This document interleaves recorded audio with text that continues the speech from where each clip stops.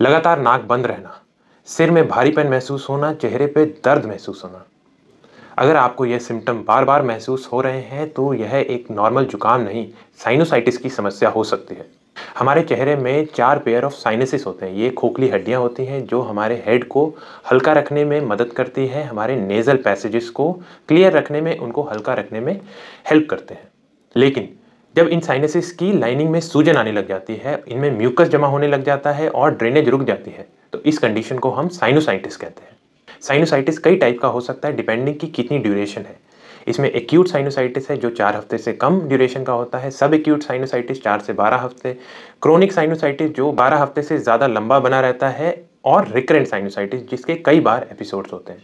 और treatment depend करती है कि किस टाइप का साइनोसाइटिस है। इसके कॉमन लक्षण है चेहरे पे दर्द होना, सिर में दर्द होना, सिर में भारीपन महसूस होना, नाक बंद रहना, नाक से हरे रंग का या गहरे पीले रंग का डिस्चार्ज आना, स्मेल कम हो जाना।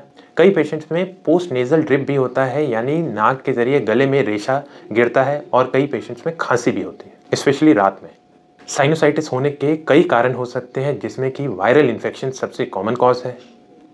इसके अलावा एलर्जी के कारण हो सकता है, बैक्टीरियल इन्फेक्शन हो सकता है, नेज़ल पॉलिप यानी नाक में मांस बड़े होने की वजह से, या फिर डेविएटेड नेज़ल सेप्टम यानी नाक की हड्डी अगर टेढ़ी हो तो भी साइनोसाइटिस की समस्या आ सकती है। इसमें ध्यान देने वाली बात है कि वायरल साइनोसाइटिस में एंटीबायोटिक का कोई यूज़ नहीं होता। यह एक बहुत कॉमन मिसकंसेप्शन है। साइनोसाइटिस का डायग्नोसिस बहुत ही सिंपल है। इसे क्लिनिकल एग्जामिनेशन से ही डिटेक्ट किया जा सकता है। ज़्यादा से ज़्यादा एक एक्सरे की ज़रूरत पड़ती है। लेकिन क्रोनिक और कॉम्प्लिकेटेड केसेस में हमें नेज़ल एंडोस्कोपी करनी पड़ सकती है, एक सीटी स्कैन करना पड़ सकता है, या फिर एलर्जी टेस्टिंग की भी हेल्प लेनी पड़ सकती है। साइनोसाइटिस का ट्रीटमेंट कॉज बेस्ड होता है। इसमें हम सलाइन नेज़ल वॉशेस यूज़ करते हैं, जो कि बहुत ही इफेक्टिव तरीका है साइनसिस को खोलने का। इसके अलावा नेज़ल डीकंजेस्टेंट जो कि स्वेलिंग को कम करते हैं, उसे थोड़े समय के लिए यूज़ कर सकते हैं। स्टेरॉइड स्प्रेस यूज़ करते हैं। एलर्जी में एंटी एलर्जिक मेडिसिन यूज़ कर सकते हैं। और अगर बैक्टीरियल इन्फेक्शन है तो एंटीबायोटिक्स का यूज़ किया जाता है। लेकिन अगर समस्या क्रोनिक है और नेज़ल पॉलिप भी बन गए हैं तो इसको फेस सर्जरी से क्लियर किया जाता है। साइनसिस की ड्रेनेज को इम्प्रूव किया जाता है।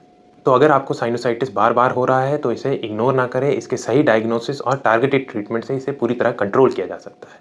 ऐसी और जानकारी के लिए हमारे साथ बने रहिए। धन्यवाद।